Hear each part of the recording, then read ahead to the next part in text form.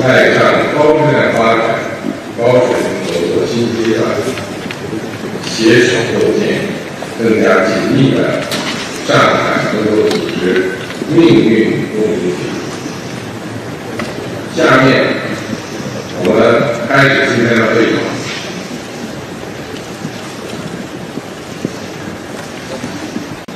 请记得非常的。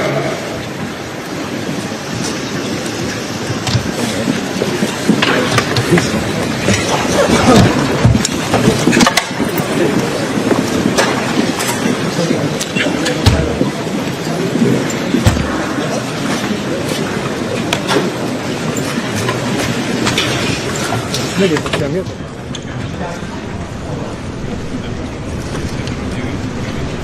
我们3个朋友都是的。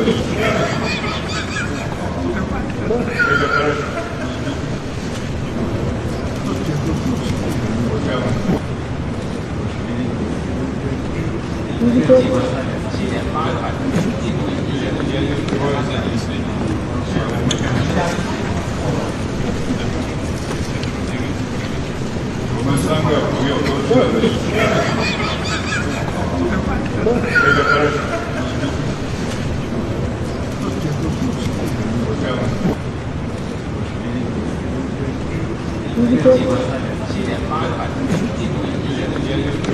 Well, it has become one of the most SCO meets that Putin as well as Vladimir Putin, Prime Minister Modi as well as Chinese President Xi Jinping, all of them having a moment just ahead of the meeting that would be convened in a short while, in which the Prime Minister will be addressing the leaders of the SCO. Just after the family picture was in fact taken, we have this meeting that is in fact going on, where we do in fact see that Prime Minister Modi, along with Putin as well as Xi Jinping, is making the requisite message that there is the possibility that BRIC could come into existence in a way that would challenge a non-Western, that would in fact come to a non-Western platform that could challenge the current world order, and probably an Asian pivot in world order could also take place.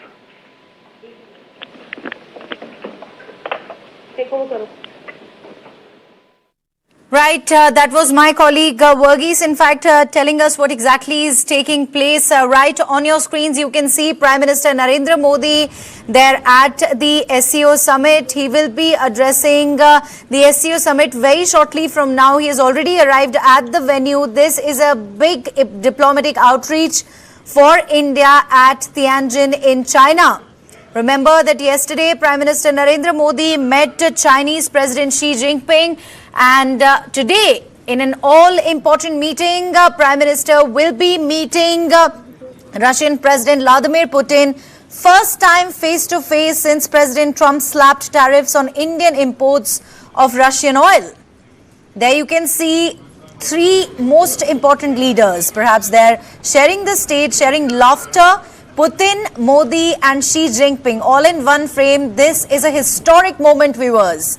High-stakes talks with Russia are confirmed. It's going to be a 45-minute long talk there that President Putin and Prime Minister will hold. Do remember that both of them share a good relationship, in fact, and there. Now all the world leaders coming together to pose for the cameras. All eyes are on the important meeting between Russia and India, which is expected to take place at the afternoon. There you can see President Putin with Prime Minister Narendra Modi. Remember that he is also scheduled to visit India in December, and in fact the Prime Minister, if you have to speak about what exactly is expected to be discussed between both of these both these important leaders, the Prime Minister is expected to raise the issue of the Russia-Ukraine war and also weigh in on the need for a ceasefire. Now, of course, goes without saying, Donald Trump's tariffs are also something that are likely to come up in the discussion. The timing of the meet, quite significant as well, comes even as India looks to diversify its trade partnership following 50% tariffs imposed by the Trump administration, out of which 25% penalty linked to India's continued purchase of discounted Russian oil. Remember, Putin very recently visited the United States, met President Trump, and he will also be visiting India in December. And soon after his meeting with Donald Trump, he picked up the phone, called Prime Minister Modi, and in fact told him all about his meeting between Trump and with Donald Trump. There you can see all the world leaders there. World leaders from 20 countries have assembled. They're waiting for the cameras to capture this big moment. In the meantime, Prime Minister Modi, Xi Jinping and Putin there also now, in fact, sharing a laughter, sharing some space, and also discussing some of the very important things that have been already discussed between Prime Minister Modi and Xi Jinping, perhaps, and that will also be discussed today between Prime Minister Modi and President Putin. Prime Minister Narendra Modi, in fact, will be addressing the plenary session of the 25th SCO summit very shortly from now, laying out India's vision for regional cooperation. But that's not all. A high-stakes bilateral with Russian President Vladimir Putin also on the agenda, confirmed by Foreign Secretary Vikram Misri. And right on your screens, this is a historic moment. We are seeing in one frame President Putin, President Xi Jinping and Prime Minister Modi. They're sharing a light moment, sharing laughter, and all the key, in fact, leaders, they're also joining in to understand, in fact, what exactly is going on there. Now, today, Prime Minister Narendra Modi all set to hold a bilateral meet with President Putin. Now, this comes just a day after Prime Minister Modi's crucial meeting with Chinese President Xi Jinping, where both of these leaders called for peace along the border and also vowed to strengthen ties and not rivalry. Remember, India joined the Shanghai Cooperation Organisation in 2017, and today's summit could shape the region's next chapter. While one important event has already taken place yesterday, that was Prime Minister Narendra Modi's meeting, the much-awaited meeting with President Xi Jinping. And today we have Prime Minister Narendra Modi's meeting, and all eyes are on, in fact, this meeting with President Putin after Prime Minister met Xi Jinping. These are the live visuals that you're watching right on your screens from Tianjin in China. Today, an important, in fact, event they're lined up, and Prime Minister Narendra Modi very shortly from now expected to address the SCO summit. President Xi Jinping there is addressing the summit. Let's quickly take a listen.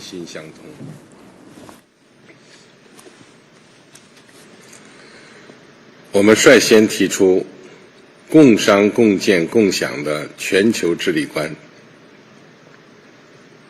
践行真正的多边主义，同联合国等国际组织深化合作，建设性参与国际和地区事务，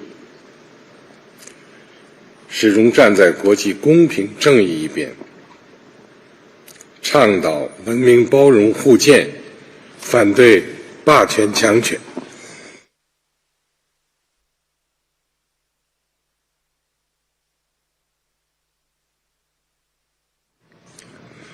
为促进世界和平和发展发挥了积极作用。各位同事，当前上海合作组织已经成长为26国参与，在50多个领域开展合作，经济总量接近30万亿美元的世界最大区域组织，国际影响力和感召力日益增强。回首来路，尽管乱云飞渡，我们践行上海精神而取得成功。展望未来，世界动荡变革，我们仍需遵循上海精神，脚踏实地，砥砺奋进，更好发挥组织功能。一是坚持求同存异，志同道合是力量，是优势；求同存异是胸怀，是智慧。上海合作组织成员国都是朋友和伙伴，要尊重彼此差异，保持战略沟通，凝聚集体共识，加强团结协作，把合作盘子做大，把各国禀赋用好，把促进本地区和平稳定和发展繁荣的责任共同扛在肩上。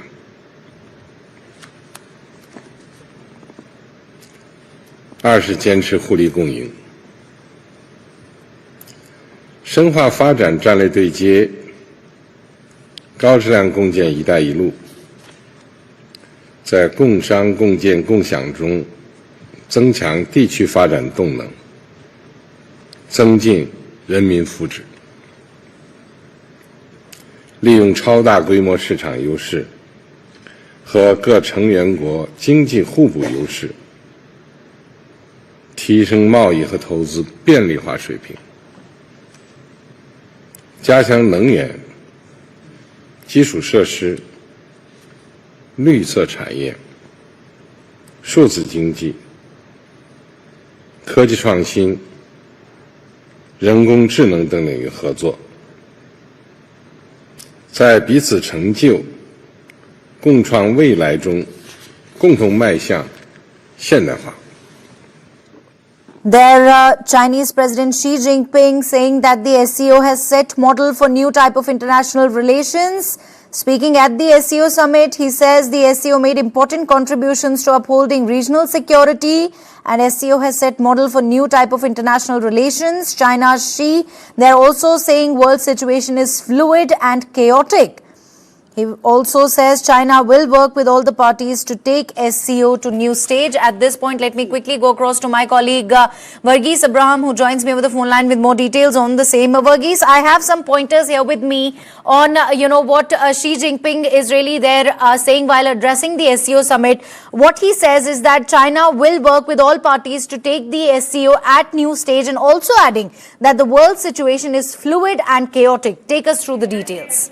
Well, what the Chinese president has in fact said is that they are looking for an all parties, that is the people from the SCO, to draw a blueprint for a high quality development, probably hinting at a much more integrated infrastructure that would be tied to the Belt and Road Initiative of China. China has been in fact looking at closer ties with the Central Asian republics as well, and to those nations that would in fact ensure that the Belt and Road Initiative, which would be network of trade that would have goods passing in from China towards the far reaches, even to enter Europe as well, and an uninterrupted trade is what we are probably looking at. Meanwhile, another interesting factor is that China said that we need to build a closer SCO community, and said that members brought about groundbreaking and historic achievements in SCO's development. Now, the SCO, he also went on to say, is unequivocally opposed to external interference, clearly hinting at non-interference on the part of SCO members. At the same time, talking about interventionist policies. Now, he also went on to say that we are the first to launch a Belt and Road cooperation, and that China trade with SCO countries has surpassed $2.3 trillion. I had said that earlier as well, that China is looking at a closer integration when it comes to the Central Asian republics, and from there, from Central Asia, a probable route towards Europe as well, where uninterrupted trade would in fact continue, with a huge set of infrastructure also being built on that front as well. So as of now, the China's cumulative trade, as I said, is standing at $2.3 trillion, is what we understand, especially with the Central Asian republics on this. And he also went on to say that there's a time to, in fact, leverage mega-sized markets with regard to strength and improve trade and investment on that as well. And he also went on to say that energy infrastructure and AI will also be part of the SCO economic agenda. He also went on to say that development strategies would also align with the Belt and Road initiatives that are already there, and that SCO member states should pursue such projects with regard to mutual benefit with each other. So we're talking about a shared infrastructure development that we are also looking at. So clearly the SCO plenary talks about trade, more stronger networking when it comes to the SCO members, and integration of large economies as well.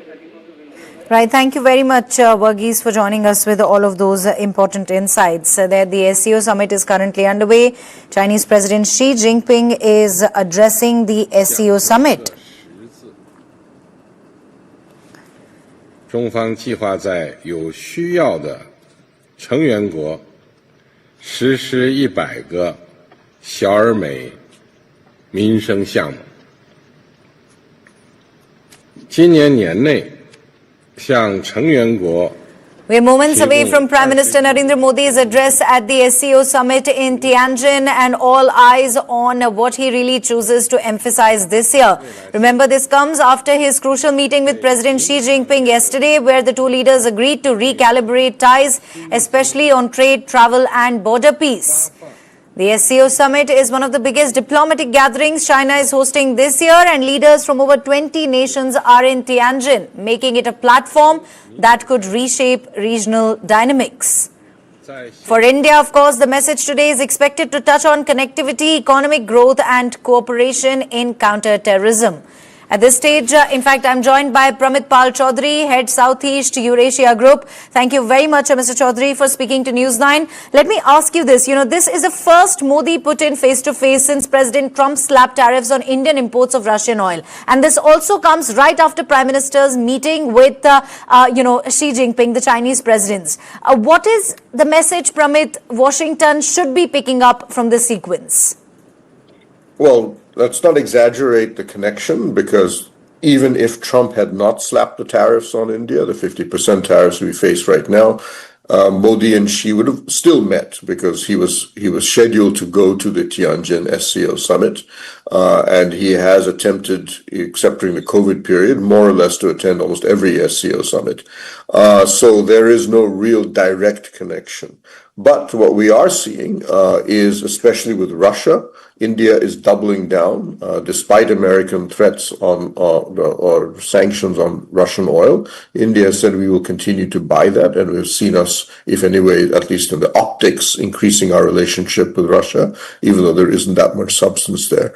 But what we are seeing is both sides talking about the idea of working together, that India and China are not rivals but partners, and in particular the idea of global stability, that we will work together to provide stability to the international system, which Trump is destabilizing in his tariff and unilateral actions on the trade front. India remains, I would say, much, much closer to the United States. It is by far our biggest economic partner.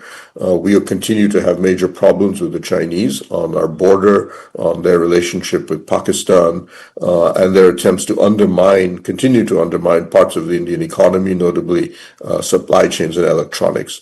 But what we are now going to be seeing, and we hope we see that the language from the Chinese is that they are prepared at least to develop a working relationship with India, and India will happily accept that, because it is both economically useful for us, it allows us to stabilize our southern border, and as you mentioned, send a message to the United States, to Trump in particular, that India has options, or should we say that India does not necessarily have a hostile relationship with China, that it is unable to work with the Chinese, which some people in America seem to believe is a fixed situation.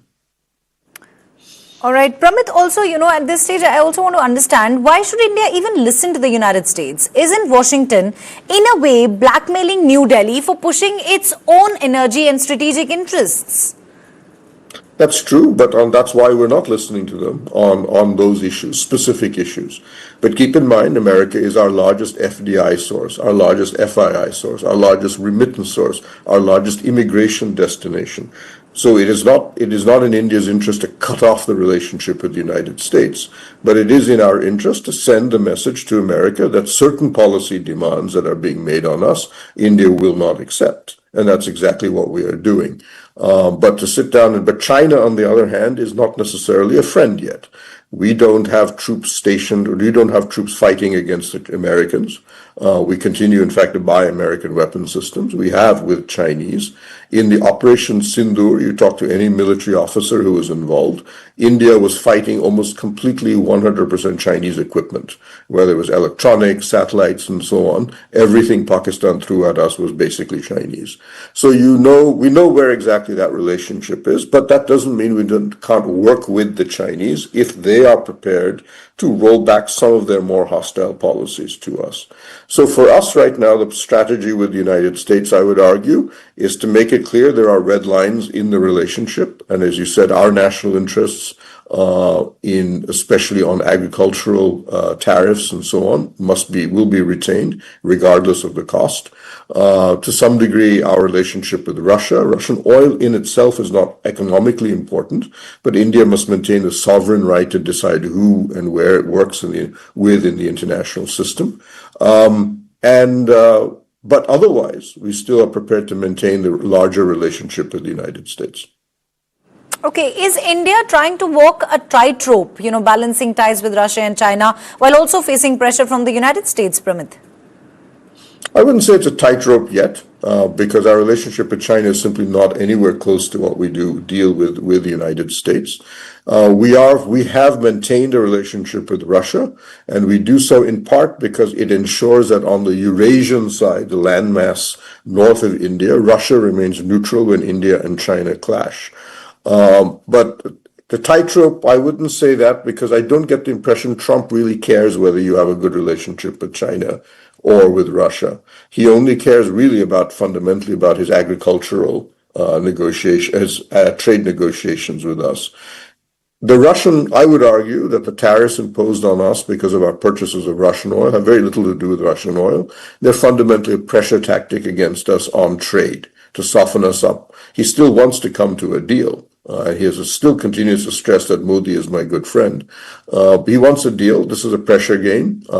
In the almost 50 rounds of negotiations on trade that we had with the Americans, Russian oil was barely ever raised. So clearly, this is a lateral entry, if you wish, at the end of the failure of the last round of negotiations. So for him, Russia is a secondary issue. Yes, it's useful for him to put a bit of pressure on Putin as he tries to force a ceasefire in Ukraine. But fundamentally, I don't think that will matter very much to Russia.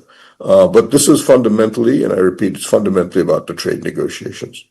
Okay. Pramit, we just saw Prime Minister Narendra Modi, Xi Jinping and Putin in a same frame. What does this image really tell us about where global geopolitics is heading, pursuing its own energy and strategic interests? So I think Prime Minister Modi, when he was re-elected last year, he began to use the slogan Vishwabandhu, which means universal friend. And I would argue, and then if you look at what our Foreign Minister Jaishankar has kept saying, trying to explain this, if you wish, is that in a period of incredible geopolitical instability, while America becomes more unilateral, China becomes more powerful, but also in its own way, unilateral in its own actions. And when a lot of medium-sized middle powers, Russia invading Ukraine, Israel fighting with Iran, you see a lot more conflict in the international system. India's policy will be to make sure it maintains a bridge with as many countries as it can. We won't seek enemies. We will not seek conflict, because fundamentally, at a time when our economy is growing at the rate it is, this does not make any sense for us. And we do not have any inherent rivalries or competition with any major country other than Pakistan. And even with China, we are prepared to work with them. And the Chinese, over the past 2 years, have indicated that they want to end the Cold War that broke out after the Galwan Valley incident.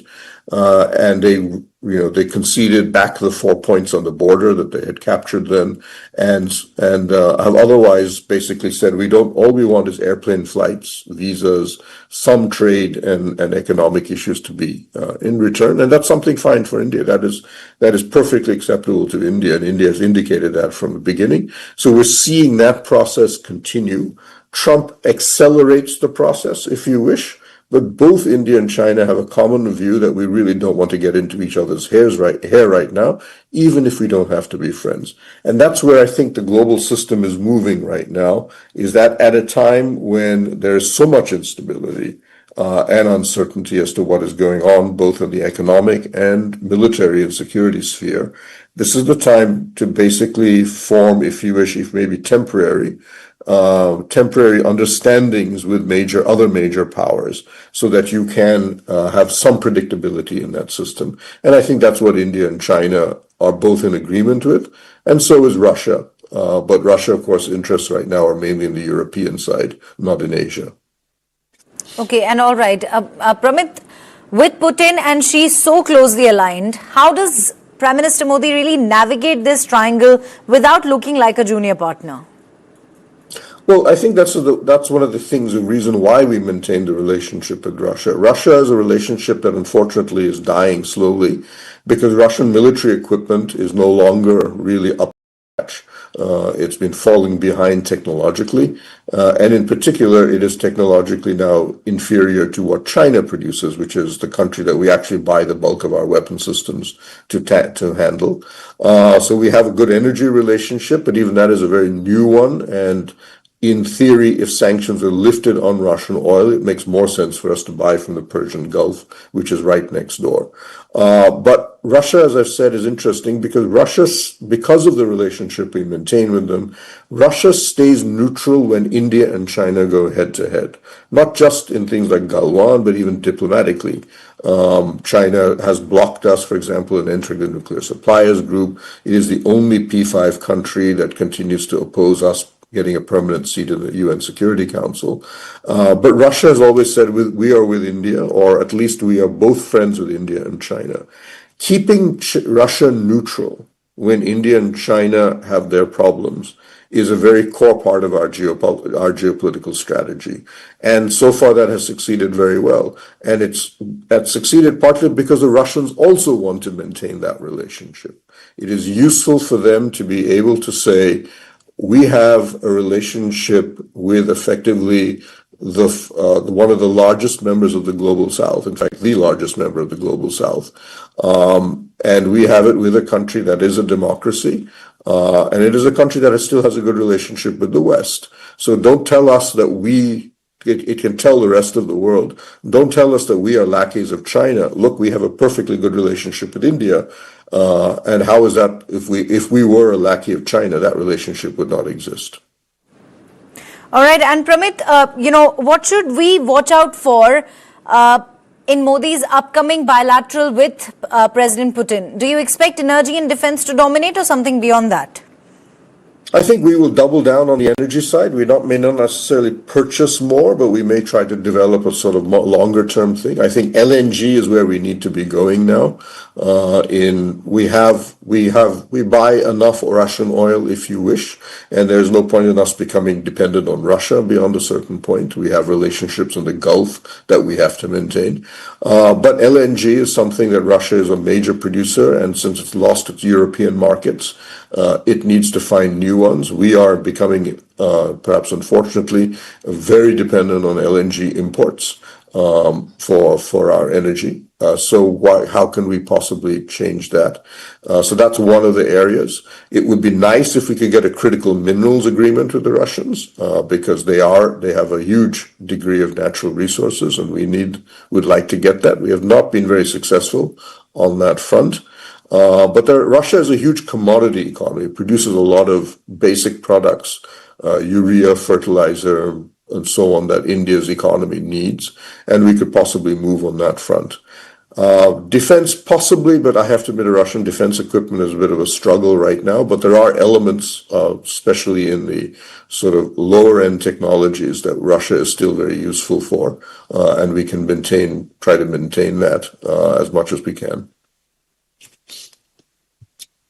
Pramit, also, tell us what role can and should India realistically play in the Russia-Ukraine war? Has India's stance so far been correct in your view, given that's one of the most important things that will be discussed between the two leaders? No, I think India's played its cards right. Ultimately, this is not our war. There's a conflict in Myanmar, which has claimed about 150,000 lives. There's a conflict in Yemen that has claimed about 400,000 lives. There is a conflict in South Sudan, in Ethiopia. And these are all Indian Ocean countries. These are countries right next to India. So for India, our strategic interest, if anything, has to be in our neighborhood, not in wars that are way outside our sphere of influence or interest. But we have maintained a relationship with Ukraine. You just saw President Zelensky actually rang up Modi and discussed the war. We have maintained, obviously, a relationship with Russia. We have publicly said that if at any time both sides want us to act as a mediator, we are happy to play that role. So we have done whatever we feel we can on that front. And even when we buy Russian oil, we have done so, despite what Trump's aides are claiming, done so after negotiating a deal with the West, with the G7 countries. And we, in fact, had a degree of approval from these countries that, yes, you can buy oil as long as you keep it below a certain price. So we have done everything we can, and we provide humanitarian relief to Ukraine. We have reduced our purchases of Russian weapons, and partly that's a natural result of our indigenization process. And the Ukrainians are reasonably happy with what we do. They have not complained about our stance. So I think we have positioned ourselves as much as we possibly can, given that we are a country that has no direct stake in that war and is geographically isolated from that war. Pramit, I'll have to interrupt a bit. Prime Minister Narendra Modi there, in fact, is speaking at the SCO summit, and we're going to get our viewers very shortly his address. But for now, continuing my discussion with you, Pramit, Kremlin has confirmed that President Putin will visit India in December. How significant is this upcoming visit, especially in the context of US pressure and India's positioning in the global south? So Putin was expected to come. We have, as you know, an annual summit with Putin, and we've actually had to pull that on hold because of the Ukraine war. But Modi and Putin have been sharing podiums at the SCO, at the BRICS, on a regular basis. So it's not a surprise that trip is going to happen. But yes, optically very useful to make it very clear to the US and to any other country, the Europeans included, who are saying that they will impose further sanctions, EU's threatening secondary sanctions on Indian entities involved in Russian trade, that India, for geopolitical reasons, will not be backing down on its relationship with Russia. And if you want India to change its policy in Russian oil purchases, making threats like this is the wrong way to do it. You have to come and make a case to India.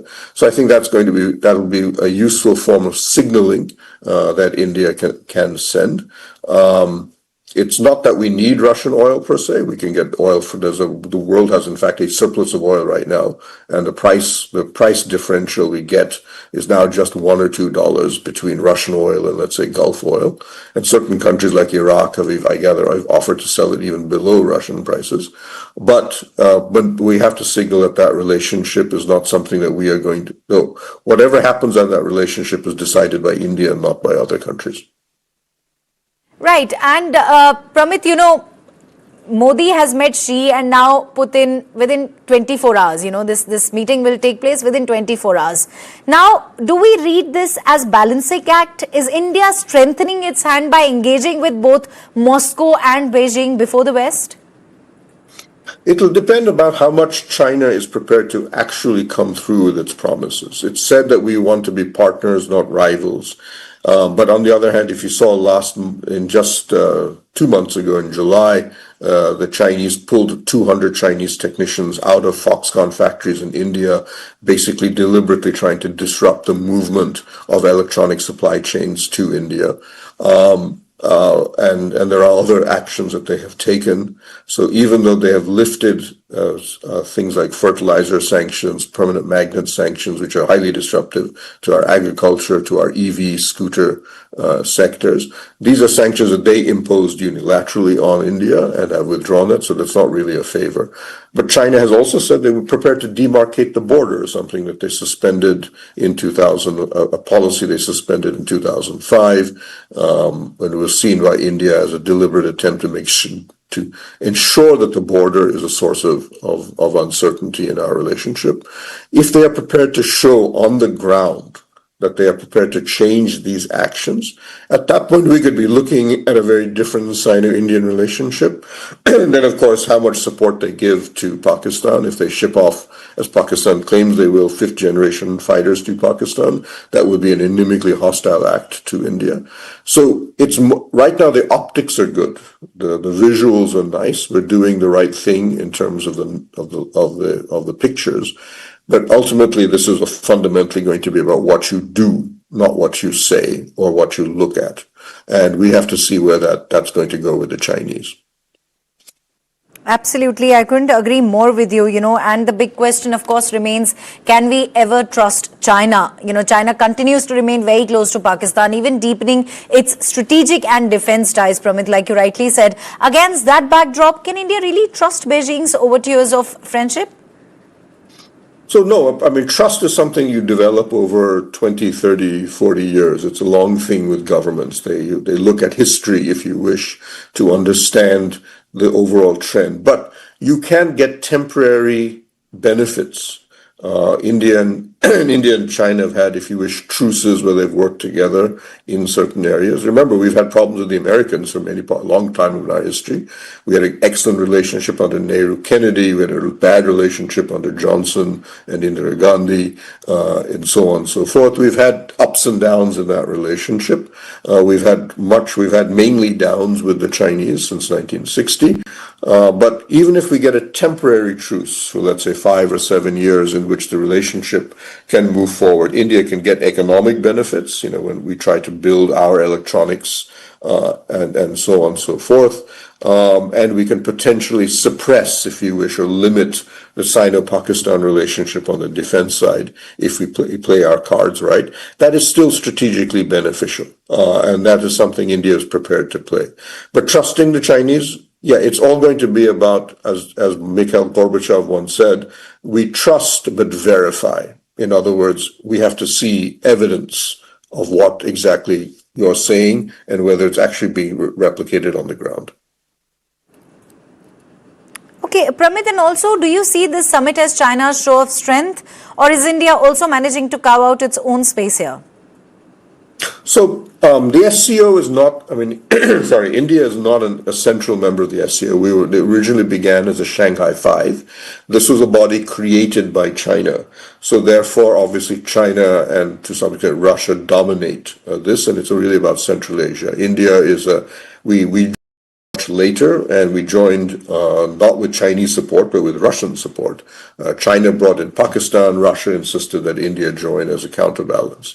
So we're not a major player in SCO. But if you look at what Prime Minister Modi has done, besides the obvious things of meeting Xi and Putin and sharing a podium with them, he's gone and met a huge number of the number of guests who've come there, including from the Maldives, from Myanmar, from Central Asia, from the Middle East. So it's allowed him to do a lot of, if you wish, diplomacy on behalf of the country. Southeast Asian countries were also invited. But we were very careful, for example, Modi will not be here for the victory over Japan Day, which Chinese government is holding a big military parade to celebrate World War II, the Chinese victory. It's separate, incidentally, from the Allies' victory over Japan Day, which is the day before. And it's really about the Chinese Communist Party's claim of legitimacy on the basis of defeating Japan. We're being very careful. Modi is not going to be at that parade. He will leave. And that is a very clear signal that, one, Japan is our friend. And we also have a memory of the fact that Imperial Japan, whatever it may have done to China, and we're not endorsing that, was also a supporter of Netaji Subhash Chandra Bose and the independence movement in India. So we will not be part of that. So that is a very clever and important distinction that India has been making at this summit. Do you see China using Pakistan as leverage in its dealings with India? And if it indeed, ends up doing that, does that make any India-China reset inherently fragile? It will be one, if you wish, I use Deng Xiaoping's phrase, we will be crossing the river by feeling the stones, we will feel the stones as we cross the river. In other words, we will be testing and verifying every step of the way with the Chinese.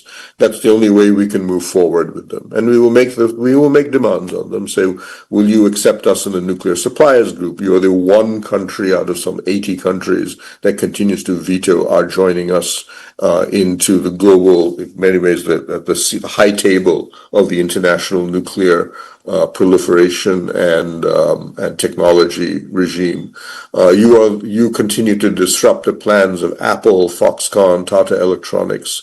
You've been trying to develop, you've sanctioned us on critical minerals, on permanent magnets, to disrupt our EV companies. These are signs that we have to see evidence that changes. And then, as I've mentioned, if you continue to arm Pakistan at certain levels of technology, we will see that as a hostile action. So we will be testing them, and we'll have to see how far they go. I think right now, the winds are blowing in the right direction. So at least in certain areas, and at least for a certain period of time, I think China will be willing to consider what we are talking about. Right. And Pramit, at the end of this summit, what would you really call a win for India? I think we already have, in many ways, a win already. Chinese commitments on lifting some of the sanctions they've imposed on us, being able to share a podium publicly with Putin, with Xi, and many other Central Asian and Eurasian leaders. And being able to send that. The optics in the SCO are more important in many ways than the substance, because India is not, as I said, a core member of the SCO. But it will go down. The TV images that you're seeing will be beamed around the world. And I think that's going to be the big gain that we will get from that. And we'll be curious to see how America or how Trump responds to those images. Right. So there, I think we've done what we already can, but I really hope that China in particular decides to come through with its claim that we are now partners and not rivals. Amit, continue to stay with us at this point. I have to stay with a quick commercial break. I'll be right back with lots more on the other side and tell you what all is happening in Tianjin, China. Prime Minister Narendra Modi very shortly is expected to speak at the SCO summit. Don't go anywhere. We'll be right back.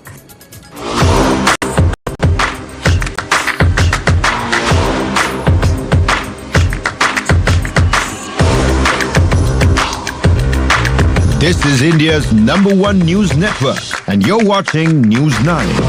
This is nothing. My score is 5 stars. तेरे को पता है मेरी score ना automatic है और वो भी 7 स्पीड. कुछ भी. Hello guys. My score can fly to Jupiter like a rocket.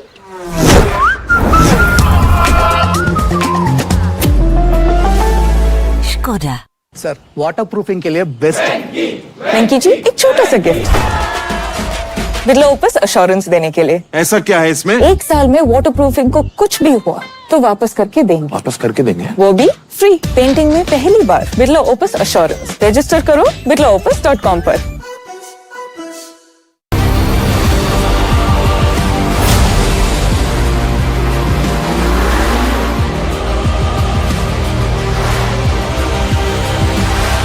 The power of Digi-Alkaline from Nippo Thor.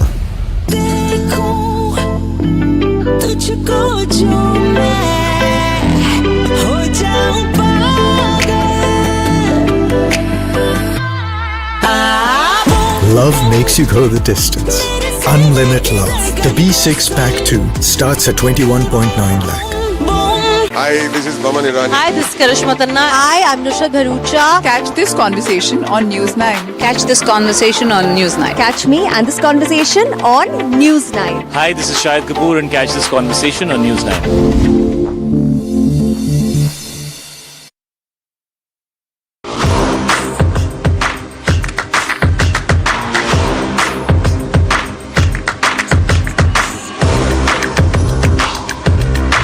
This is India's #1 news network, and you're watching News9. English news as it should be.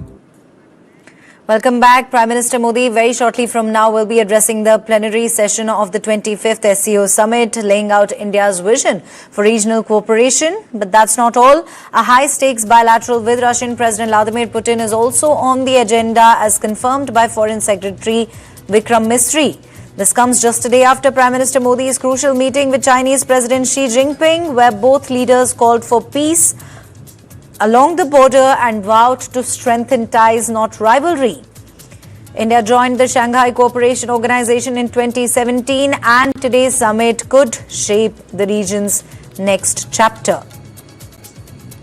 Any moment now, Prime Minister Narendra Modi will address the SCO summit in Tianjin, and all eyes will be on what he chooses to emphasize this year. This comes after his crucial meeting with President Xi Jinping yesterday, where the two leaders agreed to recalibrate ties, especially on trade, travel and border peace.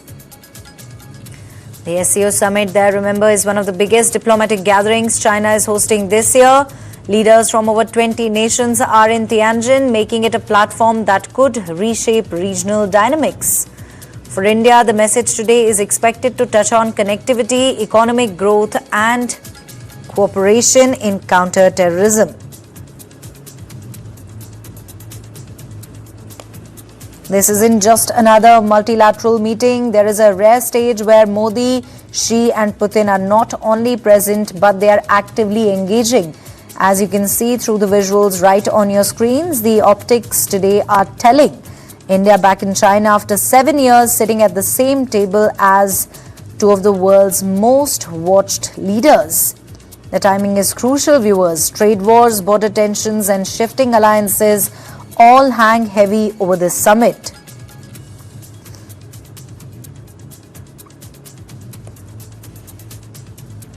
For India, this summit is about strategic balancing, engaging with China and Russia while keeping partnerships with the West alive elsewhere. The larger question is whether the SCO emerges as a platform for genuine cooperation or remains a stage for power play. And of course, beyond the formalities, that single frame of Modi, Xi and Putin together might be the lasting image of this summit.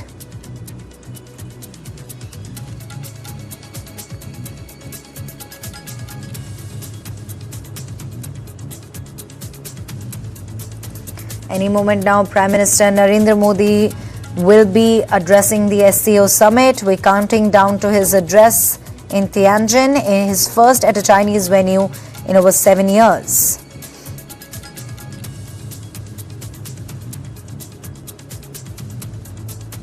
For India, this is more than just a summit speech. It is about setting the tone for relations with China and Russia, while also signaling to the wider world. The SCO is China's showpiece this year, and India, despite its differences with Beijing, is right at the center of the stage.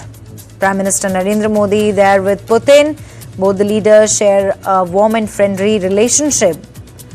The Prime Minister's remarks will be watched very closely in Washington as well. The big question, the million-dollar question is, will Prime Minister's message lean towards cooperation or caution? That's what everyone is waiting to hear.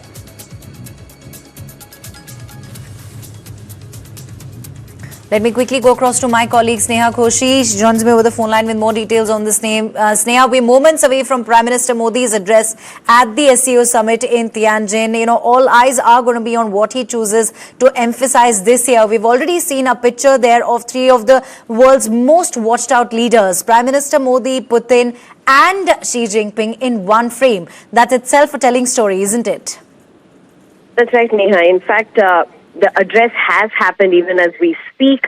And if we could have those visuals up as well, Prime Minister Modi has addressed the SCO summit. We are yet to get the details of what really the address has been. But as the message has been largely clear across the world leaders, particularly what even the Chinese president, for that matter, has spoken, the Russian president has spoken, all of them talking about a changing world order, talking about the peace that needs to be established, about strong messaging that is going against the bullying behavior in a changing world order. So quite likely that Prime Minister Modi is going to mention all of them in detail as well.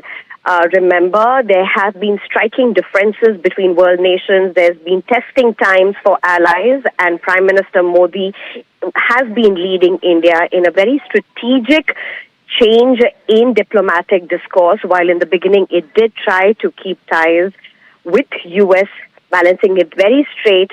But India made it very clear its sovereignty was not on the run for anybody, very clearly moving towards its Look East policy, going beyond what would have been comfortable allies, even with China, clearly visible on stage today at SCO as the three leaders, whether it be the Chinese premier, Russian president, or Indian prime minister, all three of them in a huddle. That's what's happened at the SCO at the latest at this point. The visuals on your screen is of Prime Minister Modi giving or delivering his SCO address. There have been strong messaging from Chinese Premier Xi Jinping, as well as the Russian President Putin, and we'll have to see how India responds to that. But it's interesting to see the body language of the three leaders. That's what's very interesting. The bear hug played out yet again. You had Mr. Putin and Mr. Modi give that extremely warm hug, which is often known in diplomatic language as the bear hug. So that was a rerun of the bear hug, as it were. You can also see the visuals of the huddle with all the three leaders right there present. These are very important optics, very important visuals of what one can expect at the SCO. Remember the earlier SCO, there were concerns about how the dynamics played out, how the security concerns were addressed. India did not like how the border tensions were really addressed at SCO and China's position. It's had very tense relations with Galwan. But of course, all of that seems to be off the past. At least for now, there's been a warm exchange between India and China at the SCO, and that definitely is a start of a chapter. But whether words would follow the action is something that really needs to be seen and will be put to test. Well, Neha, it's back to you. I believe our colleague Verghese joins us at this point. Sneha for joining us with all of those important insights. Let me quickly go across to my colleague Verghese Abram. He joins me live from the newsroom. Verghese, in diplomacy, optics often speak louder than words. You know, what does the single frame of Modi, Xi and Putin sitting together, laughing it out, sharing the same stage really reveal about the direction geopolitics is taking? Let's start with that before we dive deep into what the Prime Minister spoke at the summit. Well, one aspect about, as you in fact pointed out, was that whether diplomacy has the kind of imagery that is there, it has got everything in it, because what we are looking at, an earlier version of RIC, as it's been called, as Russia, India, a common kind of a market, probably even a security, could be brought to a non-Western to economy. That has been in China's foreign policy domain for quite some time, and so has it been for Russia. India has been part of it and yet not part of it because of its non-aligned nature and strategic autonomy, it believes. India has also been about the multipolarity that it's been looking at, probably looking at how Western-dominated financial systems as well as foreign policy has been running the world for the last almost 200 years. And first time that could be a change, especially when it comes to Asian countries coming together with the help of Russia to have a different kind of a world where economics is also set. So clearly, when we are looking at, we see the diplomatic bond going on between India, Russia and China, we are looking at a troika of sorts, which could isolate into a probable and viable alternative to the European-American axis of economic, economic polarization in the world, to something where the third world also could, in fact, or rather the global south could also pivot towards another economic entity such as a RIC. Now, here SCO was not considered to be a very important meeting. We do the SCO again, but mostly based as a meeting that was called in by China by certain players who have been part of it, and therefore the Central Asian Republic was an important bloc within. You had such as Turkey, particular bloc. This becoming much more substantial is something that we, because we are looking at 40% of the global population being under the influence of an SCO economic network. So when you're talking about 40% of the population of the world, it's a huge market that is already having its potential existence. The pillar of that market-centered economy, trading. Russia, meanwhile, has got large natural resources that have not been explored, especially in the Siberian area. It has not been able to exploit those natural resources as well, and probably with a large-scale industrialization process that it's been looking for its Far East, India and China could be the countries that could be pitching in. Rare earth minerals is something that the world is now going to look at, especially for your entire electronic industry. Now, India has been looking for rare earth supplies. China is the global supplier with regard to this, and probably the Far East of Russia, which is a large landmass yet to be explored and exploited for its economic resources, could also house rare earth minerals that could be potential of driving the entire electronic industries in this country.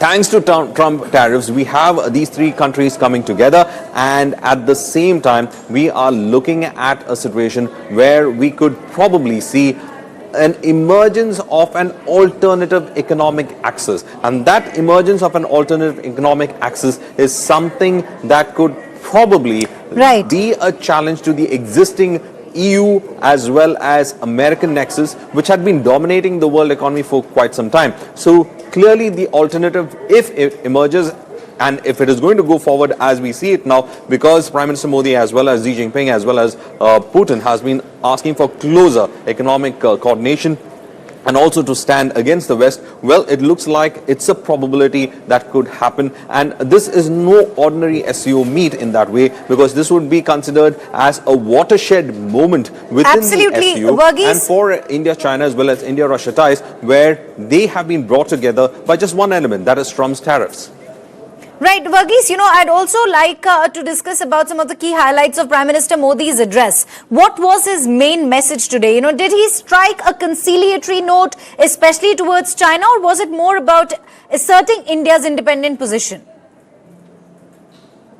Well, if we look at the manner in which the tariffs have been going on for quite some time, we see that it has been a protracted negotiation that has been happening with the United States. Because of our border disputes with China, which has been, has a history of itself for the last 65 odd years, and the kind of issues that it has cropped up, we have seen that the kind of potential of economic heft that both these countries, India and China, could in fact bring to the world stage has been quietly, not up to that potential because of this distrust. But right now it looks like there is an attempt to overcome this distrust in a large way. And as of such, Quad as a grouping also has suffered, because you see, when the Quad was in fact imagined as an idea, you had Japan at the northernmost and India at the southernmost that would form kind of an arch around China. But unfortunately what has happened is that when you look at the Quad grouping, there was trust issues in the beginning itself, because if you look within the Quad grouping, there was a grouping called the AUKUS that was in fact formed all of a sudden when Joe Biden was there. that consisted of Australia, United States and the United Kingdom. Now that became suddenly a grouping within the Quad where Australia was singled out completely for nuclear tech, for its submarines to be shared, while India and Japan were left in the cold. That itself created the kind of an elitism within the grouping where Australia was kind of favored, and that in fact had ticked off in the policy circles. But Japan and India being on the technological front quite ahead, we have our own nuclear submarines, and so Japan has the potential to make those nuclear submarines when it comes to its technology. So it did not bother much, but it did put out the fact that America tends to create groups within groups, and that itself was a potential disaster. Now moving along with the tariffs, we are looking at Japan, which is also a very big trading partner when it comes to the United States. That trading partner was not able to in fact have a deal of sorts with Americans. $550 billion of Japan wanted to put with America has been stalled because the trade negotiators couldn't in fact go for certain agreements. Right, Varghese. Similarly, it's been a protracted annoyance has been with regard to us also, where we've been talking about our core interests. Just like America has its core interests, we have a core interest of small scale and medium exactly, scale and you know, there's no need for us there, which we cannot exactly, compromise. Varghese, and there is absolutely we are being no very need practical about it, but we are also ready to give leverage to the Americans right, in certain Varghese. other sectors which they seem to be not interested at all. So, and with the Pete Navarro also making baseless allegations to a large extent, things have not been good when it comes to a relationship that has been building for the last 25 years. In fact, from the time of visit of Bill Clinton, we have been seeing how they engage with then Prime Minister Vajpayee, and they have been in fact trying to bring a close. From then onwards, up to Trump's first presidency visit, there's been a lot of effort, and even Biden administration ensured that was carried out. But clearly, it. Right. In fact, Varghese, thank you very much for joining us with all of those important insights. That's it from my side for now, but we will continue the continuous coverage from Tianjin and tell you the latest that's been happening at the SCO summit. Continue to stay with us. Don't go anywhere.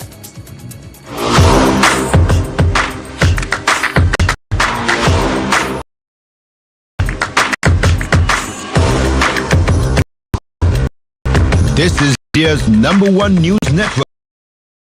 News9 English news as आम pain reliever aerosol स्प्रेस में है, दवा के साथ हवा, मगर Dynapar QPS plus में है सिर्फ दवा ही दवा। इसलिए डायनापार QPS प्लस चले ज्यादा। डायनापार QPS प्लस सिर्फ 91 रुपए में, लगा के देखो मान जाओगे। तो अपने सोने को काम पे लगाइए, आज ही कॉल कीजिए 1-800-313-1212 पर।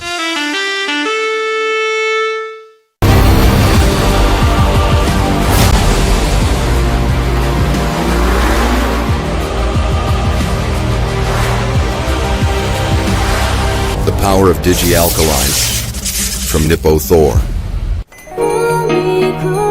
SCO condoms? It's over there. क्या ये different sizes में आता है? Actually, sir, size matter नहीं करता. तो फिर क्या matter? The hardness Of the condom. of what's inside. For the first time ever, presenting Hard Rock Gel. अब free हर SCO condoms के 10 पैक के साथ.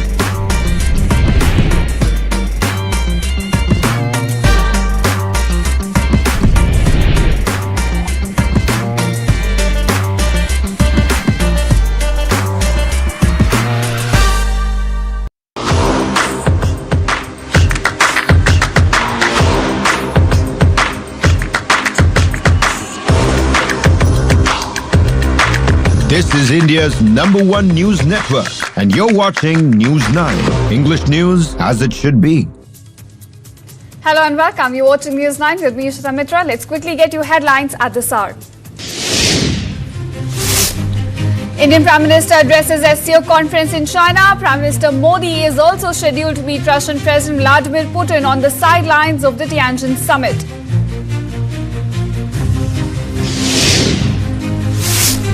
Chinese state media gives wide coverage to PM Modi's visit. A newspaper, Tianjin Daily, prominently features Prime Minister Modi's news on the very first page ahead of the SCO summit.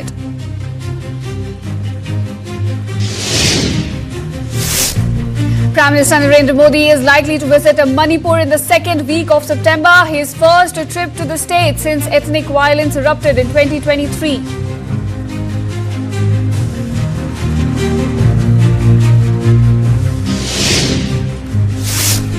Red alert issued as heavy rain hits parts of Uttarakhand. The MET Centre predicts extremely heavy rain across Uttarakhand for the next 2 days.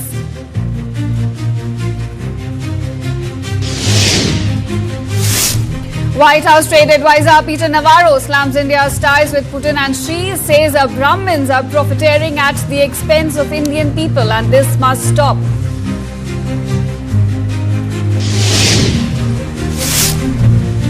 Man arrested after a car plowed through the front gate of the Russian consulate in Sydney's eastern suburbs.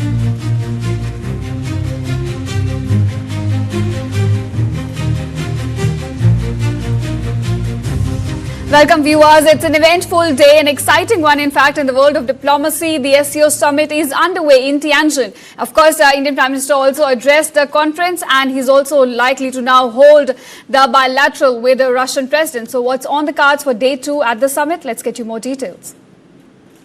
Now, Prime Minister Narendra Modi addressed the plenary session of the 25th SCO summit a short while ago, in fact, laying out India's vision for regional cooperation. We're getting you visuals, in fact, from the SCO summit on your screen right now. You can see this huddle, a quick pull aside that took place just ahead of the conference between Russian President, Chinese President and also Indian Prime Minister, all smiles and handshakes, in fact. You can also see Prime Minister addressing the conference and how the world leaders have gathered for this summit. Remember, over 20 world leaders from different countries and international organizations. They've all gathered in Tianjin and we're getting you visuals. In fact, you can also see Chinese President, Russian President and Prime Minister Modi all getting a pull aside just ahead of the conference. You know, a quick short conversation, in fact, that took place.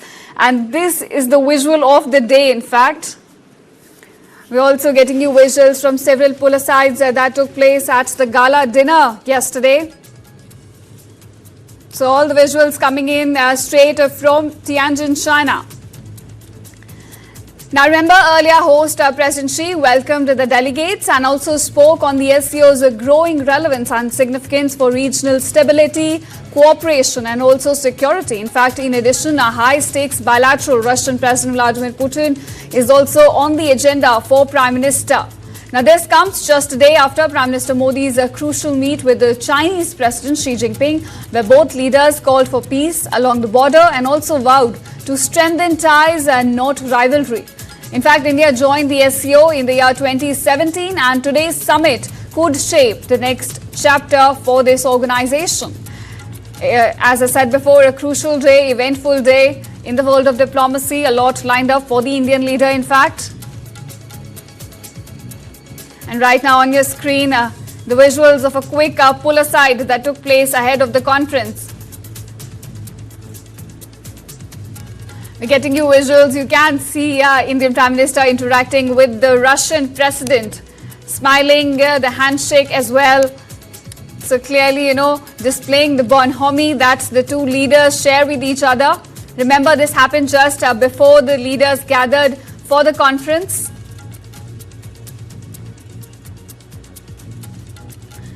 And now joining me on the broadcast is Manish Chand, the CEO, Center of Global India Insights. He's joining me from Tianjin, in fact. And I also have Dr. Indrani Talukdar, a fellow Chintan Research Foundation. So thank you to both of you for taking your time early in the morning and joining us here on News 9. Now, I want to begin with Mr. Chand here. The The visual on our screen right now, you can see, that quick conversation that took place between the three leaders just ahead of the conference. How do you look at that, and also what kind of message this sends out? So, you have the leaders of three most important countries in the SCO, the three big countries. Two of them are members of Security Council, India, Russia, and China getting together, the leaders, and all that bonhomie we saw. I think Russia and India, Modi and Putin, of course, have very personalized rapport, excellent chemistry. And now, after the meeting between Prime Minister Modi and Xi Jinping, a very productive, very forward-looking, and very harmonious meeting, I would say, yesterday in Tianjin, which maps the way ahead for India-China relations, which also kind of sought to change the narrative of India-China relations from that of rivals to partners. And this was a joint formulation, a joint narrative that was being put forward. So I think now what we are seeing is some sort of reset of the narrative, at least. And Russia and China are already, have already deepened their relationship to the next level. So now these three leaders getting together also kindles possibilities of an imminent RIC, that is Russia, India, China trilateral meeting. And this is very significant as and when it happens. And this picture which we just saw, this sense of being together, sends a very powerful message to the US and the West that there are other ways of looking, there are other ways of organizing, reordering the world, and that this troika, when they get together, is very formidable. So I think, you have to see that this SCO summit is taking place in the context of this huge, unprecedented disruption unleashed by the Donald Trump, tariff war, and it has created a kind of conflict between the US and the rest. And so at this point, the SCO summit, which is gathered, which is brought together 20 leaders of 20 countries, sends a very pointed message to the West that, countries there are many countries, important countries, do not share the West-dictated, the West-imposed narrative and agenda. And that these countries among themselves, the SCO, as a preeminent grouping of the Eurasian space, will find greater following and greater voice, and that ought to be listened to with respect and attention. Right, Mr. Chand, clearly very powerful optics, powerful message being sent out about the churning that's now taking place. Let me also bring in Dr. Indrani Talukdar on this. Dr. Talukdar, Chinese president a short while ago in his address said that SCO has set a model for new type of international relations. Now we see that China is already pushing here to project what could a post-US-led world order look like. So I want to understand, with those visuals coming in, how powerful is this push for a multipolar world order? So thank you so much for having me in the forum, first and foremost. So this SCO summit, which is happening right now at this very crucial time, because we have been seen, and as Manish sir has already set the platform for us for this full, conversation today. The whole picture, if you see currently the way Mr. Modi, Mr. Putin, and Mr. Xi Jinping, they have met together, it does signal a very strong multipolar world order. I think I would like to come here that, this whole RIC, which was, thought about in the 1990s by Russia, it was against the formidable US, hegemony to bring down that. However, it's I think we need to see it from a different perspective also, that it is not against any country per se, and India has always set aside very clearly that India is non-West and not anti-West. So it is definitely, to bring a multipolar world order where every country is, projected or positioned equally, and not one single country can dominate it. Sorry. And as I understand that China definitely is, like Xi Jinping is talking about the multipolar world order. At the same time, we cannot also avoid the ambition of China. Because there was also, US-China format, which for some time back, there was a talk and all these things. It can be, bipolar,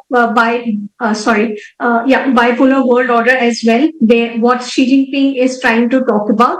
But currently, seeing the way the world is developing or moving towards, Xi Jinping is playing very safe by talking about a multipolar world order. Yeah, that's what I think that's a very important point you raised, Dr. Talukdar there. Let me also bring in Mr. Chand on this point. See, China talks about multipolar world order, but China does not talk about multipolar Asia, and that's also something very important for India. So how do you look at that divergence, in fact? This divergence was there.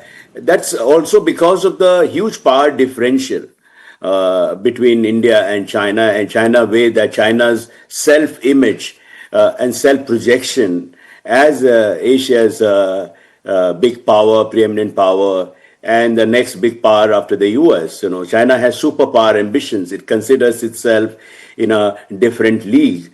So they talk about a multipolar world more in the context of competition with the United States.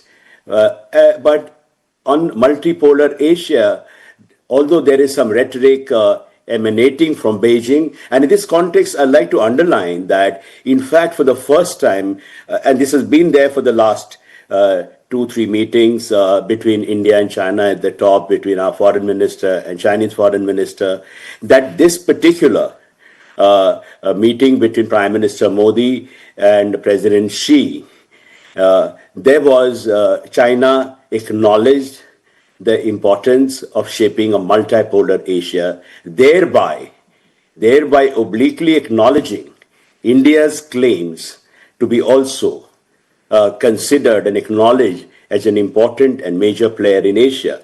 So there is a certain subtle shift, and that shift was also reflected in the nuancing, in the construction of an emerging narrative of India and China as partners, not rivals. Now, here it is very important to understand that this is all this while the Chinese were saying this. The China, ministers, officials, ambassadors would talk about India and China being partners and not rivals. But for the first time, I see in an official statement and readout, India is also now saying India and China are partners, not rivals. And in this context, this whole framing of this relationship is very important. And that paves the way for, not just multipolarity, a multipolar world, but also a multipolar Asia. So and you have to understand that when we're talking multipolar Asia, it's not and some sort of this is not just about SCO. There's also about the world order, which is now being contested and challenged by countries of the global South. The BRICS, for example. Now the BRICS is no longer a club of 5. There are 10 members, and more are in the queue. SCO similarly has 10 members at the moment, but many observers and dialogue partners. So the fact that these groupings are growing and finding a bigger following suggests that the global South is, asserting itself against the hegemonic agenda of the US and the West. As you know, the global governance institutions continue to be heavily dominated by the US and the West. So when we're talking about global governance institutions, we are talking about, of course, United Nations Security Council, IMF, World Bank. All these remain the turf and the preserve of the West. And now the expansion of BRICS and the reassertion of SCO, and this SCO summit sends a message that, the world order has to democratize. It has to become more responsive to the needs and aspirations of the global South and the larger developing world. And if the US and the West, they continue to ignore these calls for democratization of the international order, then there will be more chaos and disruption. So the message from SCO and the multipolar, so this multipolar Asia concept suggests possibility of a more harmonious relations between major players in Asia, especially India and China. Right, so certainly a change in the tune and the rhythm with regards to how China views India now. And of course, that could pose a challenge to the consistent world order that we have been witnessing. In fact, now for those of you just joining us, let me walk you through the details of the big story we're covering for you at this moment. We're getting you visuals straight from Tianjin in China. This is where the SCO summit is underway. It's day 2 of the summit. We had a Chinese president, Indian Prime Minister addressing the conference along with a series of other leaders as well. And visuals on your screen also showing you the quick pull aside that took place between Chinese president as well as Indian Prime Minister. This was before the conference, a quick short conversation, all smiles, hugs and handshakes. In fact, you can also see how the leaders have gathered for the SCO summit in China. In fact, a short while ago, Indian Prime Minister also addressed the conference. So these are the visuals we're getting you from Tianjin, in fact, at this point. Now, on this point, let me also bring in Dr. Talukdar. Now, in his address to the conference, Chinese president talked about leveraging the mega-sized market strength of this bloc, the SCO. I want to understand how can India take advantage of the, of the economic benefits that this bloc has to offer. Of course, what Xi Jinping has, spoken about this mega, market. India definitely can, can really gain a lot of, things from this whole mega market, because it opens new markets for India. And if you see it from the SCO perspective, which is the multilateral forum, and also let us go back a few months back where India has also signed, a reference point on EAEU, Eurasian Economic Union. So clubbing that along with this, so India actually, gains a lot of new markets, and it can be a part, and also not only a part, but also a, strategic partner for all the developing countries in the global South, and as a very stable partner for the global supply chains. So it's a two-way. It's not only that India is going to gain from this of Xi Jinping, what he's talking about, but at the same time, the other countries, specifically global South, can also, gain a lot of benefits from joining India in this whole process. That's what I feel about it. It's a two-way street here. India can gain, but also has a lot to give to the SCO bloc as well. Now, Mr. Chand, I want to talk about Prime Minister Modi's address at the conference you're present in Tianjin. Walk us through the details and what are the key takeaways from that address? What was the message that Indian Prime Minister sent out? So there were two or three important messages there.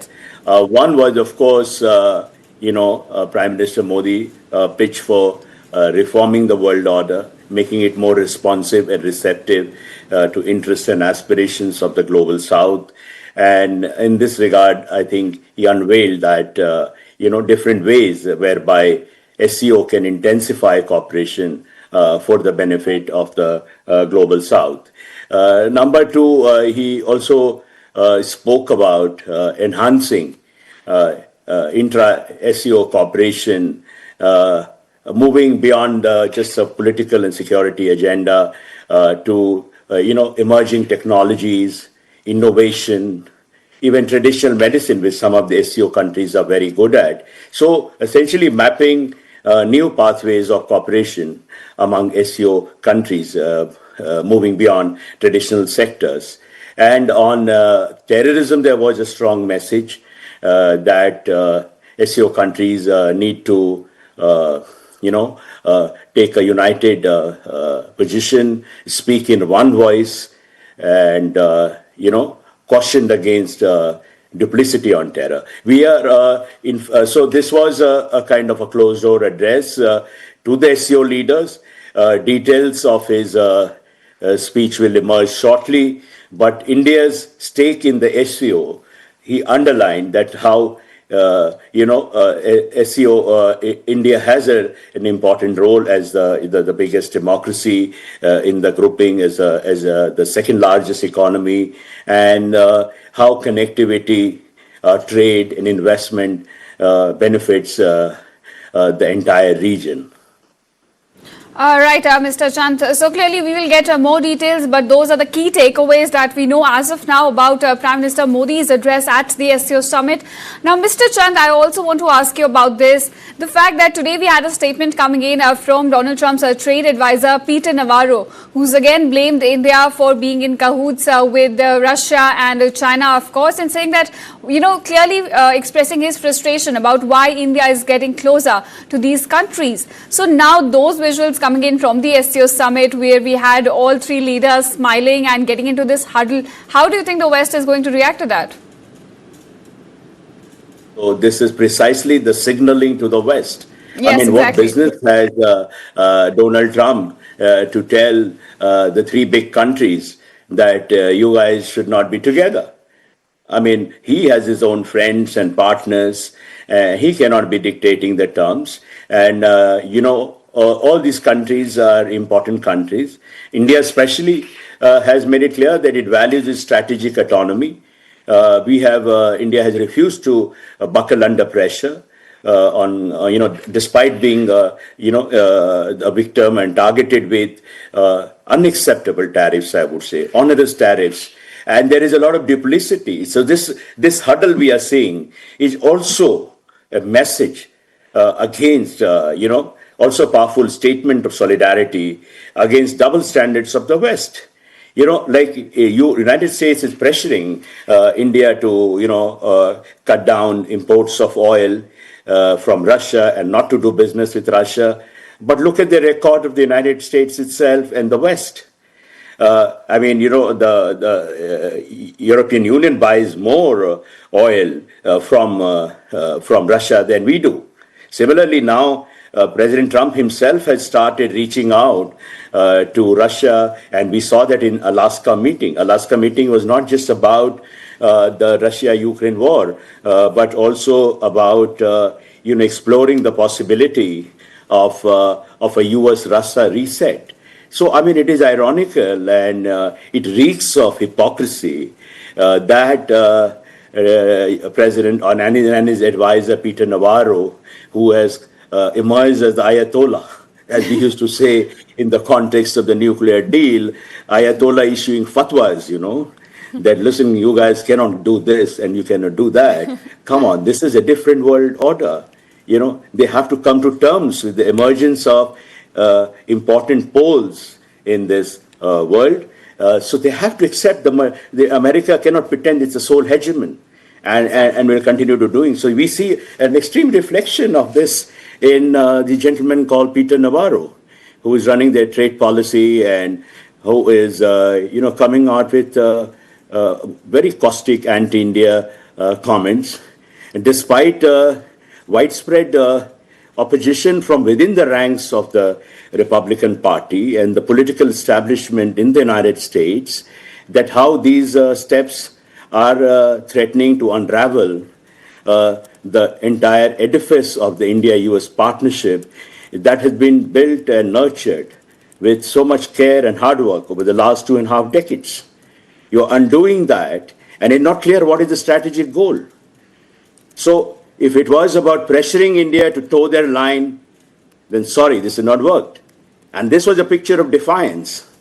What we saw, all that hugs and smiles with Modi, Putin, and Xi Jinping, this was defiance. That don't tell us what to do. Exactly. This will definitely be very unsettling for the West, as you just mentioned. And also the fact that you highlighted that the United States needs to get out of its hangover of a unipolar world. The world is changing right now, and India is not a country that will give in to that sort of pressure. So on that point, Dr. Talukdar, India seems to be playing its cards really well at this point. It's sending out a clear message that its foreign policy has been multi-aligned and will remain that way, right? Yeah, absolutely. And in fact, I also feel that the West has to understand that it can no longer, carry forward this carrot and stick kind of a policy because, the world, as you also have mentioned, that it has definitely changed and no country would want to have any kind of sticks anymore. And in fact, a little bit of this thing here, I really want to point out one of the best thing about India is under the South-South cooperation, which we really bring forward. And if we go back to your second question on the mega, market thing. So here also India actually brings on the South-South cooperation where India can really, give the host countries, whoever is going to deal with India under this, that, we will always tailor the host countries' needs and we will not define for them. So, this is a very important point for India in this multipolar world order. And I think in this SCO summit, Mr. Modi is also, expressing and also projecting that South-South cooperation where India is not only a strategic partner, but also a very reliable and stable partner, which does not have any condition. And we have seen many other, countries under the SCO summit who talks about South-South cooperation. However, they also, bring a lot of conditions whenever they do certain kind of dealings with the global South. So I really feel that, India has given a very strong projection, and I really feel that the West needs to understand, and specifically US, that, the world has changed completely. And I will reiterate the point. It is not about carrot and stick policy anymore. And if you see, like one of the biggest, the NATO member, Turkey, the way it is leaning towards SCO and the Asian countries is also because of this carrot and stick policy of the West. So that needs to go out now. And as 21st century is different, where I would really proudly talk about that, what India talks about, that Vishwamitra and Vasudhaiva Kutumbakam. India is really building that platform, and it is really nice to see that it's a special and time-tested strategic partner, which is Russia, is also supporting that the project and this policy of India. Right, clearly that carrot and stick policy is not something that will work with India. The times have changed, and India has always been a reliable partner for its allies. In fact, with US, it did not want to go down that path. But of course, right now the ball is in the American court to decide how they want to take this relationship further. And now coming to the elephant in the room, the big bilateral that's set to take place between the Russian president and Indian Prime Minister. Now, Mr. Chand, it's going to take place against... हमारे शानदार स्वागत और आतिथ्य सत्कार के लिए मैं राष्ट्रपति श्री का हार्दिक आभार व्यक्त करता हूं। आज उज्बेकिस्तान का इंडिपेंडेंस डे है। कल किर्गिस्तान का राष्ट्रीय दिवस था। इस अवसर पर मैं दोनों लीडर्स को बधाई और शुभकामनाएं देता हूं। एक्सेलेंसी, पिछले 24 वर्षों में SCO का पूरे यूरेशिया क्षेत्र की एक्सटेंडेड फैमिली को जोड़ने में बहुत महत्वपूर्ण योगदान रहा। भारत ने एक सक्रिय सदस्य के रूप में हमेशा कंस्ट्रक्टिव और सकारात्मक भूमिका निभाई है। एससीओ को लेकर भारत की सोच और नीति 3 मुख्य स्तंभों पर आधारित है। SCO, S security, C connectivity, O opportunity. पहले स्तंभ S यानी सिक्योरिटी के संदर्भ में मैं कहना चाहता हूं कि सुरक्षा, शांति और स्थिरता किसी भी देश के विकास का आधार है। किंतु इस मार्ग में आतंकवाद, अलगाववाद और अतिवाद बड़ी चुनौतियां हैं। आतंकवाद सिर्फ किसी देश की सुरक्षा ही नहीं बल्कि पूरी मानवता के लिए एक साझा चुनौती है। कोई देश, कोई समाज, कोई नागरिक अपने आप को इससे सुरक्षित नहीं समझ सकता। इसलिए आतंकवाद से लड़ाई में भारत ने एकजुटता पर बल दिया। इसमें एससीओ रेट्स की बहुत महत्वपूर्ण भूमिका रही। इस वर्ष भारत ने जॉइंट इंफॉर्मेशन ऑपरेशन को लीड करते हुए अल कायदा और इससे जुड़े आतंकी संगठनों से लड़ने का इनिशिएटिव किया। हमने रेडिकलाइजेशन के विरुद्ध समन्वय बढ़ाने और मिलकर कदम उठाने का भी प्रस्ताव रखा। टेरर फाइनेंसिंग के खिलाफ आवाज उठाई। इसमें मेरे समर्थन के लिए मैं आभार व्यक्त करता हूं। एक्सेलेंसी, भारत पिछले 4 दशकों से निर्मम आतंकवाद का दंश झेल रहा है। कितनी ही माताओं ने अपने बच्चे खोए और कितने बच्चे अनाथ हो गए। हाल ही में हमने पहलगाम में टेररिज्म का बहुत ही घिनौना रूप देखा। इस दुख की घड़ी में जो मित्र देश हमारे साथ खड़े रहे, मैं उनका आभार व्यक्त करता हूं। यह हमला केवल भारत की अंतरात्मा पर भी आघात नहीं था, यह मानवता में विश्वास रखने वाले हर देश, हर व्यक्ति को खुली चुनौती थी। ऐसे में प्रश्न उठना स्वाभाविक है, क्या कुछ देशों द्वारा आतंकवाद का खुलेआम समर्थन हमें स्वीकार्य हो सकता है? एक्सेलेंसी, हमें स्पष्ट रूप से और एक स्वर में कहना होगा कि आतंकवाद पर कोई भी डबल स्टैंडर्ड स्वीकार्य नहीं होंगे। हमें मिलकर आतंकवाद का हर रंग में, हर रूप में विरोध करना होगा। ये मानवता के प्रति हमारा दायित्व है। एक्सेलेंसी, अब मैं दूसरे स्तंभ सी यानी कनेक्टिविटी पर अपने विचार रखना चाहूंगा। भारत का हमेशा से मत रहा है कि मजबूत कनेक्टिविटी से केवल व्यापार ही नहीं बल्कि विश्वास और विकास के द्वार भी खुलते हैं। इसी सोच के साथ हम चाबहार पोर्ट और international north south transport corridor जैसे इनिशिएटिव पर काम कर रहे हैं।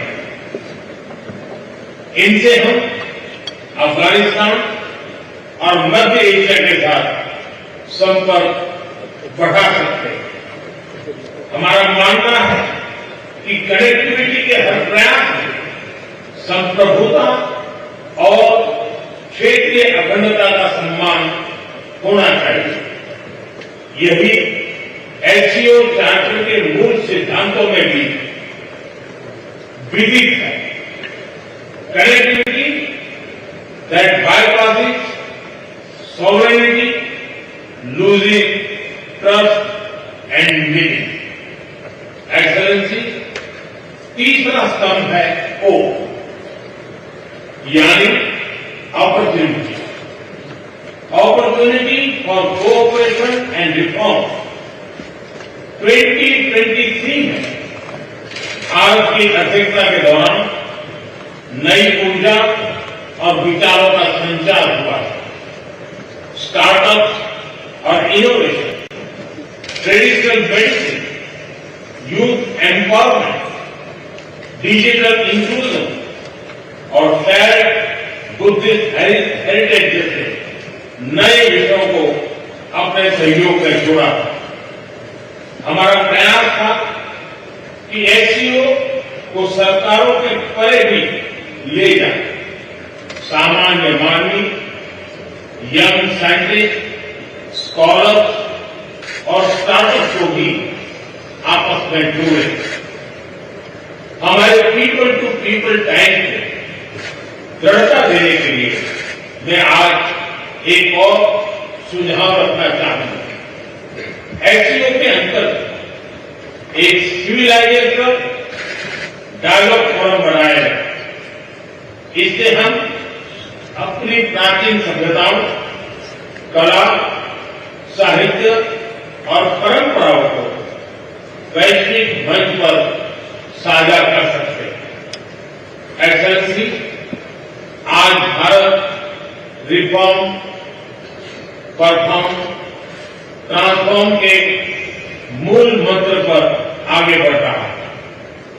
कोविड हो या वैश्विक आर्थिक अस्थिरता, हमने हर चुनौती को अवसर में बदलने का प्रयास किया है। हम लगातार वाइड रेंजिंग रिफॉर्म पर काम कर रहे हैं। इस देश में विकास के साथ साथ अंतर्राष्ट्रीय सहयोग के लिए भी नए अवसर खुल रहे हैं। मैं आप सभी को भारत की विकास यात्रा से जुड़ने के लिए आमंत्रित करता हूं। एक्सेलेंसी, यह खुशी की बात है कि एससीओ भी समय के अनुरूप इवॉल्व हो रहा है। ऑर्गेनाइज्ड क्राइम, ड्रग ट्रैफिकिंग और साइबर सिक्योरिटी जैसे समकालीन चुनौतियों से निपटने के लिए 4 नए केंद्र बनाए जा रहे हैं। हम इस रिफॉर्म ओरिएंटेड माइंडसेट का स्वागत करते हैं। वैश्विक संस्थानों में रिफॉर्म के लिए एससीओ सदस्य आपसी सहयोग बढ़ा सकते हैं। संयुक्त राष्ट्र की 80वीं वर्षगांठ के अवसर पर हम एकमत होकर यूएन रिफॉर्म का आह्वान कर सकते हैं। ग्लोबल साउथ की आकांक्षाओं को आउटडेटेड फ्रेमवर्क में कैद रखना भावी पीढ़ियों के प्रति घोर अन्याय है। नई पीढ़ी के बहुरंगी सपनों को हम पुराने जमाने की ब्लैक एंड व्हाइट स्क्रीन पर नहीं दिखा सकते। स्क्रीन बदलने की होगी। एससीओ मल्टीलेटरलिज्म और इंक्लूसिव वर्ल्ड ऑर्डर का मार्गदर्शक बन सकता है। मुझे खुशी है कि इस महत्वपूर्ण विषय पर आज एक स्टेटमेंट जारी किया जा रहा है।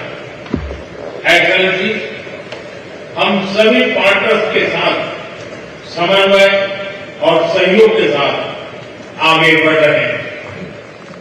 मैं एससीओ के अगले अध्यक्ष किर्गिस्तान के राष्ट्रपति और मेरे मित्र प्रेसिडेंट जपारोव को शुभकामनाएं देता हूं। बहुत बहुत धन्यवाद।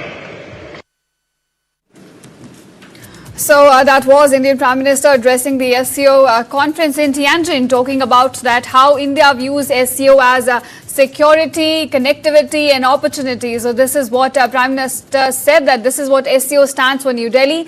Now he also talked about the reforms that the group needs to bring in terms of culture, in terms of adapting to the security landscape that has been changing across the world. And one underlying message that was put forward by the Indian Prime Minister was about terrorism. He clearly said that there can be no double standards on that regard. We will not tolerate that. He also highlighted the Pahalgam attack that took place in India. I remember, unfortunately, the country lost about 26 people. So that was Prime Minister addressing the SCO conference, talking about the suggestions that they want to bring into the group, and also how the roadmap can be for the group going forward. Now, my two guests, Dr. Talukdar and Dr. Chand, continue to remain with us. I'm also being joined by Rakesh Mohan Joshi, Vice Chancellor, IIFT. So thank you to all of you for staying with us. Let me go across to Mr. Joshi. In fact, Mr. Joshi, you just heard the Prime Minister addressing the SCO members. He clearly said that there can be no double standards on terrorism. So do you think that's also a message to the US and China, in fact? Because you had the US inviting Asim Munir, having a luncheon with the US President, and you also had China providing real-time intelligence to Pakistan during Operation Sindoor. So I think you are right that, the things which have happened in the world political economic environment have been a matter of concern. And, when everybody is talking of Trump tariffs, so things are going beyond trade and, the basic economic analysis. And as you have seen that what the Prime Minister has already talked about is that India was perceived to be a trusted partner of, US has been perceived as a trusted partner of India and both countries.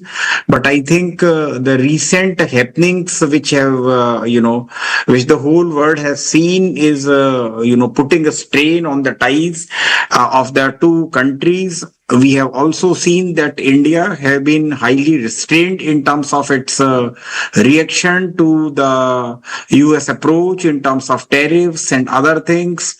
But, at this point of time, I think, things are,